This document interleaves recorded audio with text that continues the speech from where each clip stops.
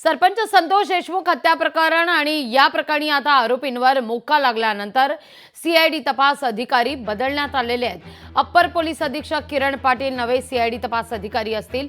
उपअधीक्षक अनिल गुजर यांच्या जागी किरण पाटील आता असतील। हत्या प्रकरणाचा तपास आतापर्यंत उपअधीक्षक अनिल गुजर करत होते। गुजर यांच्याकडून तपास काढून घेत छत्रपती संभाजीनगरचे अप्पर पोलीस अधीक्षक किरण पाटील यांच्याकडे तपास आता देण्यात आलेला आहे। अधिक माहिती घेऊया आपले प्रतिनिधी विकास माने यांच्याकडून। विकास, काय अधिक माहिती या सगळ्या संदर्भात? लागवीजी, आपण पाहतो की वाल्मिक कराड याच्यावरती मकोका अंतर्गतची कारवाई करण्यात आलेली आहे। या कारवाईच्या नंतर सध्या सीआयडीचे जे काही तपास अधिकारी आहेत त्याच्यात बदल करण्यात आलेले आहे।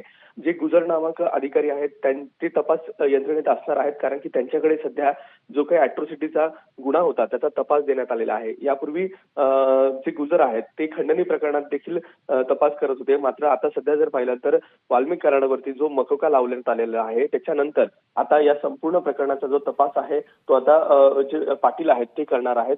एकंदरीत जर पाहिलं तर सरपंच देशमुख हत्या प्रकरणामध्ये जो वाल्मिक कराड आहे त्याच्या अडचणीत आता वाढ होण्याची निश्चितच शक्यता या ठिकाणी संपूर्ण पाहायला मिळत आहे, कारण की कराड याच्यावरती मकोका लागल्यानंतर सीआयडीच्या माध्यमातून हालचाली आहे। सीआयडी असेल, एसआयटी असेल, या दोघांकडूनही आता तपास सुरू आहे आणि त्याच्यानंतर जर पाहिलं तर अधिक तपास करायचा आहे। त्याच्यामुळे आता अप्पर पोलीस अधीक्षक जे आहेत ते पाटील त्यांच्याकडे हा तपास राहणार आहे आणि त्यांच्या माध्यमातूनच या संपूर्ण प्रकरणाचा तपास जो आहे तो केला जाणार आहे।